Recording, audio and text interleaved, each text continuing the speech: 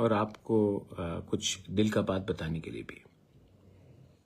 सबसे पहले I want to wish everyone, आपके घर में आप जहाँ भी हो खुश रहे। आने वाले 8-10 दिन में मैं कुछ ऐसा डिसीजंस लेने वाला हूँ जिससे बहुत लोगों को अच्छा भी नहीं लगे, लेकिन जो लोग सच में चेंज चाहते हैं, सच में एक नया भविष्य चाहते हैं, उनके लिए शायद ये जो डिसीजंस मैं लेने वाला हूँ अच्छा रहेगा।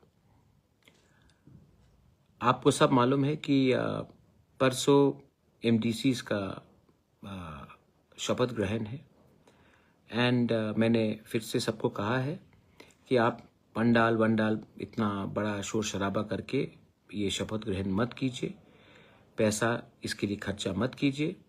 आप खुम्बुलुंग में ही एक स्वेरिंग इन सेरेमनी कीजिए। स्वेरिंग इन सेरेमनी के बाद मैं और हमारे लीडर्स लोग बैठकर डिसाइड करेंगे कि आने वाले दिन में नया सीईएम कौन होगा और चेयरमैन कौन होगा, ईएम कौन होगा, ये मैं डिसाइड करूंगा बैठकर सबके साथ। मैं आपसे सच बात बोलना चाहता हूं।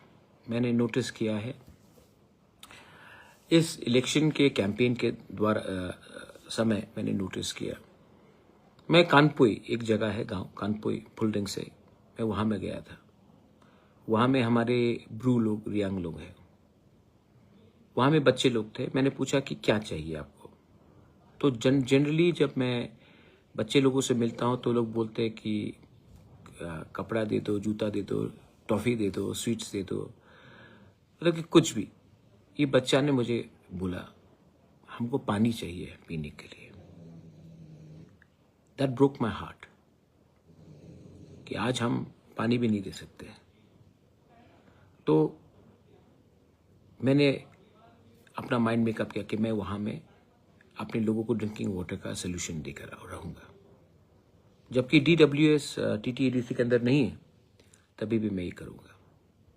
तब मैं बहुत स्कूल्स देखा मैंने, टूटा हुआ, हमारे बच्चे लोग खाली पैर जा रहे हैं, यूनिफॉर्म नहीं है, टीचर्स नहीं आ रहा है। तो मैंने सीके जमतिया, जो हमारे आईएएस ऑफिसर हैं रिटायर्ड, जो अभी जीत के आए हैं, हमारे सीईओ हेमेंद्र रावल जी जो एजुकेशन में भी सेक्रेटरी हैं, और 5-6 लोगों से जो एजुकेटेड है, मैंने उनको कहा है कि मुझे एक नया एजुकेशन पॉलिसी चाहिए टीटीएडीसी में, जिससे हम कंप्लीटली ओवरहॉल और चेंज कर सके अपना टीटीएडीसी का education system. Invest in youth, invest in future, invest today for a better tomorrow, ये हमारा थिंकिंग होना चाहिए। और मैंने कहा है कि अगले 8 से 10 दिन के अंदर मुझे एक क्लियर विजन ड्राफ्ट पॉलिसी चाहिए, जहां में we can emphasise on education. Drinking water का बारे मैंने बताया, नॉट ओनली इन कानपुर और फुलडिंग से, ढलाई डिस्ट्रिक्ट में बहुत जगह में है, जगबंधु में बहुत जगह, साउथ त्रिपुरा में है, बहुत जगह में। उसके लिए भी एक कॉम्प्रिहेंसिव पॉलिसी हमको निकालना चाहिए। तीसरा बात है, मैंने देखा है अभी भी सोशल मीडिया में चल रहा है, मैं ऑफिशियली कुछ बोल नहीं सकता हूं, लेकिन एनी रिक्रूटमेंट एडीसी में अब होगा तो ये एडवर्टाइजमेंट के थ्रू होगा, इंटरव्यू के थ्रू होगा। और मैं चाहता हूं कि एक न्यू रिक्रूटमेंट पॉलिसी बने, जो जैसा स्टेट गवर्नमेंट में हो रहा है वैसे ही होना चाहिए। एक ट्रांसपेरेंट प्रोसेस, जहां में आप रिक्रूटमेंट करना चाहते हैं तो आपको एक पॉलिसी बनाना पड़ेगा, और पॉलिसी में क्लियरली लिखा जाएगा कि एडवर्टाइजमेंट होगा और क्या बोलते हैं, इंटरव्यू होगा। अगर एलडीसी है या ग्रेड 4 है तो भी एडवर्टाइजमेंट होगा।